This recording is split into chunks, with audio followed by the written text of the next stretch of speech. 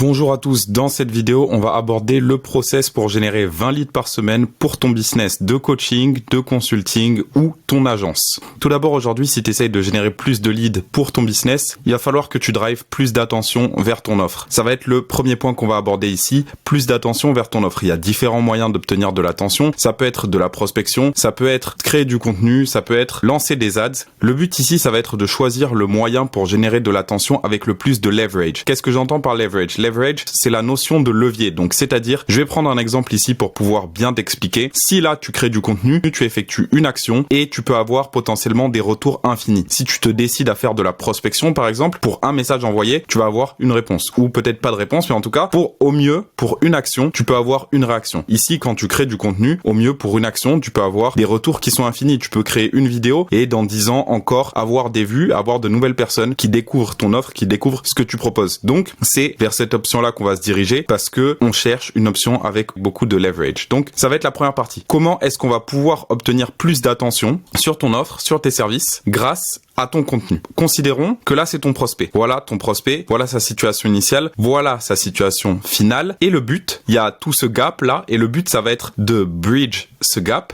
avec ton contenu. Chaque contenu que tu vas créer, chaque vidéo que tu vas créer, le but, ça va être de pouvoir l'aider à traverser ce gap grâce à ton contenu. Donc, aujourd'hui, si tu te demandes comment est-ce que je peux créer du bon contenu, tout d'abord, il va falloir que ce soit du contenu éducatif. Donc, c'est-à-dire, le but, c'est pas de devenir viral en postant des vidéos de toi en train de danser. Forcément, je pense que ça, tu le savais déjà. Mais le but, ça va être ici d'éduquer ton prospect au maximum sur ton offre à étiquette pour que tu puisses lui faire traverser cet espace, ce gap. Si je prends mon exemple, personnellement, je sais que mes prospects, ils vont avoir tout d'abord un problème d'attention. Ensuite, ils vont devoir trouver un moyen de posséder cette attention et ensuite de convertir cette attention. C'est les 3 problèmes principaux qu'ils vont rencontrer. Si mon contenu aborde la notion d'attention, la notion de posséder l'attention et la notion de convertir cette attention, alors je sais que je vais pouvoir régler tous les problèmes de mes prospects. En tout cas, en ce qui concerne mon offre. Donc, à partir de là, dans chaque catégorie, je vais pouvoir trouver des idées de contenu. Moi, par exemple, aujourd'hui, je sais que j'ai ces 3 aspects-là qui sont les 3 aspects principaux de mon service. J'ai les insights, j'ai les systèmes et j'ai les talents. Donc, je peux décider de créer une vidéo d'insight à propos d'un sujet qui concerne l'attention. Donc, disons, par exemple, comment générer l'attention grâce au contenu court à Instagram. Ça peut être quelque chose comme ça. Comment vendre ton service à étiquette grâce à des vidéos YouTube. Ça peut être quelque chose comme ça, par exemple. Donc, tout ce qui va un peu toucher à l'attention, je vais pouvoir venir ici trouver les insights et créer du contenu en rapport avec l'attention grâce à ça. Je vais pouvoir faire de même par exemple avec mes systèmes. Je sais que là aujourd'hui, je vais pouvoir créer une infrastructure de contenu grâce à certains softwares par exemple. Il y a des gens qui vous parleront de Notion. Moi, la plupart du temps, que ce soit pour moi ou pour mes clients, on utilise Airtable. Donc comment utiliser Airtable pour gérer le fait de poster 100 vidéos par semaine? Ça peut être quelque chose comme ça par rapport au système. Et la même chose pour les talents. Je sais que voilà, par exemple, aujourd'hui, mes prospects peuvent avoir des problèmes d'attention et pour régler ces problèmes d'attention là, je peux aborder le sujet de comment trouver un bon monteur vidéo pour monter vos vidéos YouTube ou pour monter vos shorts. Ça peut être par exemple un sujet que je peux traiter. Je peux faire la même chose ici avec posséder de l'attention. Je peux parler par exemple de créer une communauté. Ça peut être des insights, ça peut être des systèmes. La conversion, ça peut être pareil. Je peux parler par exemple de comment convertir sur Instagram grâce à ManyChat. Il y a plein de choses comme ça et donc là en fait je peux trouver des idées de contenu à l'infini. Donc ça va être le premier point, les idées de contenu. Ensuite, le deuxième point qui va être important, on va regarder quelle est la demande et on va regarder que veut le marché. Parce que c'est bien de créer du contenu dont votre prospect a besoin, mais le but, c'est avant tout de pouvoir créer du contenu que votre prospect veut. Parce que s'il y a personne qui est intéressé par votre contenu, bah, vous restez un inconnu, vous n'avez pas d'attention sur votre offre, et ici, on va optimiser pour l'attention. Un des éléments importants, une question qu'on va se poser, c'est qui est ton audience cible?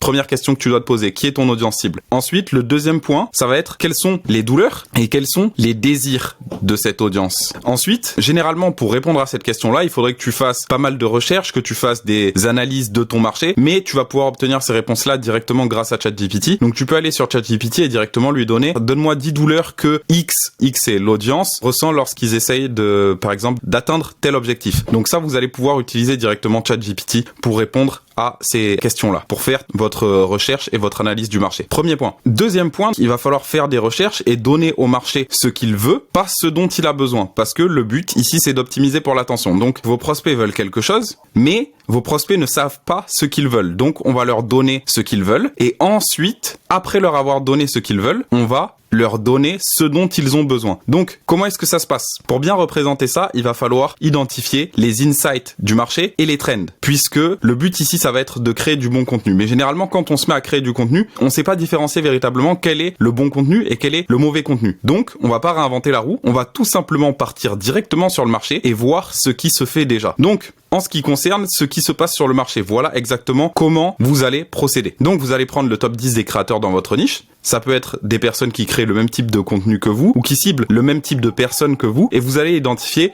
les vidéos les plus populaires. Ça peut être des vidéos sur lesquelles ils obtiennent par exemple beaucoup plus de vues que leurs vidéos habituelles et ces vidéos-là, vous allez prendre la structure des vidéos et la recopier en quelque sorte. Donc par exemple, si on est sur du contenu long, si c'est sur YouTube, le plus important ça va être le titre et la miniature parce que c'est les éléments qui font qu'une vidéo performe. Et si on est par exemple sur du contenu court, le but ça va être reproduire le hook. Après vous allez pouvoir changer la manière dont le contenu court est structuré et ensuite vous allez pouvoir implémenter votre call to action. Donc là je vous ai pris quelques exemples pour que vous puissiez voir de quoi je veux parler. Là par exemple sur YouTube ces derniers temps il y a cette trend qui a commencé à jaillir. Donc là par exemple comment j'ai fait 20 millions en ligne pour que vous puissiez me copier. Là on peut voir par exemple que c'est une vidéo qu'il a postée il y a un mois. La vidéo fait encore 39 vues par heure. Là on peut voir que c'est exactement le même type de contenu qui a été créé. Comment j'ai fait 17,4 millions en ligne pour que vous puissiez me copier. Et là, c'est la même chose. C'est une petite variation. Il a fait pour sa niche à lui. Comment j'ai fait 13 730 $ en un mois avec le dropshipping à 16 ans. Et c'est une trend qui est là, qui s'est déjà installée. Et donc, toi, tu peux utiliser cette trend à ton avantage. Donc, tu vas pouvoir reprendre la structure de la vidéo, donc la structure du titre, et tu vas pouvoir copier en quelque sorte ce titre ou l'adapter à ta niche pour faire quelque chose de similaire. Donc voilà. Sur YouTube, titre, thumbnail. Sur du contenu court, hook, body, call to action. Donc, principalement ici ça va être le hook parce que ça va être la manière dont vous allez pouvoir capter l'attention de votre audience. Et par exemple en termes de call to action, voilà on peut voir par exemple qu'en ce moment il y a ce principe d'automatisation où on pousse l'audience à commenter X pour obtenir Y et c'est à ce moment là que vous allez pouvoir mettre en place ce call to action par exemple. Un autre élément qui va être très important c'est le fait que les gens paient avec leur temps puis avec leur argent. Donc ils paient d'abord avec leur temps, leur attention et ensuite avec leur argent. Si toi tu crées du contenu ou si tu n'en crées pas encore, il faut absolument que tu te mettes à en créer parce que avant de te donner de l'argent, tes prospects vont d'abord te donner leur attention et ensuite te donner leur argent. Donc tu dois te débrouiller pour leur offrir un maximum de valeur avant. Par exemple, là tu vois qu'ici on va optimiser pour l'attention. Le but ça va être tout d'abord de trouver les idées, ensuite de créer ton contenu et après de convertir. Donc le but ça va être de t'assurer d'éduquer ton prospect. Voilà en quelque sorte ce qui se passe lorsque tu n'éduques pas ton prospect. Tu vas avoir des appels de vente qui sont froids. Tu vas devoir vendre ton service, tu vas devoir également vendre ton expertise et tu vas devoir faire face aux objections. La plupart du temps, ça va être un appel de vente qui va être vraiment difficile et tu vas devoir finir par proposer des garanties démesurées pour essayer de closer un client qui de toute façon n'allait pas être closé. Le but ici, ça va être de pré-vendre ton prospect grâce à ton contenu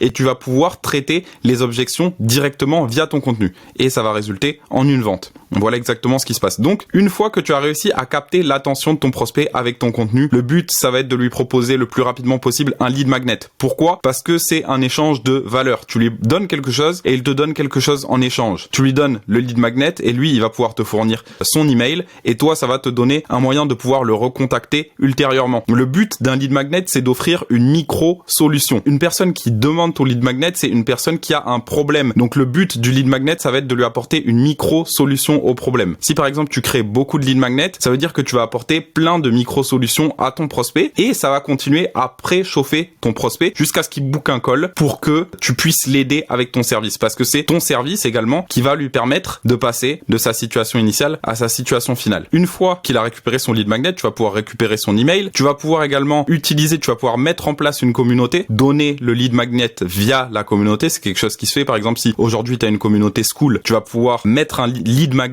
à l'intérieur de cette communauté et il va récupérer le lead magnet et tu vas pouvoir garder les informations du prospect à l'intérieur de ta communauté. Donc un lead magnet, c'est quoi? Un lead magnet, ça peut être un e-book, ça peut être un PDF, un document, ça peut être un guide étape par étape, ça peut être une formation gratuite ou ça peut être un webinar. Là, tu as plein de manières différentes de mettre en place des lead magnets. Si tu as besoin de plus d'informations sur comment créer un bon lead magnet, n'hésite pas à me le dire en commentaire. Je prendrai le temps de te faire une vidéo détaillée. Donc le but, c'est une fois que ton prospect, il a consommé, il a obtenu ce lead magnet là, tu vas pouvoir placer un call to action dans ton lead magnet pour qu'il puisse ensuite booker un call avec toi. Et donc, c'est comme ça que tu vas te retrouver avec des leads qui sont très très chauds et donc tu vas pouvoir ensuite convertir beaucoup plus facilement. Donc, je pense avoir passé à peu près un peu tout ce qu'il y avait à passer en revue pour cette vidéo. N'hésite pas si tu as des questions. Donc, si tu as trouvé de la valeur dans cette vidéo, n'hésite pas à t'abonner. Je poste des vidéos comme celle-ci chaque semaine. N'hésite pas à me dire en commentaire ce que tu en as pensé. Et si tu cherches à implémenter un système comme celui-là dans ton business, n'hésite pas à booker un call gratuit et on verra comment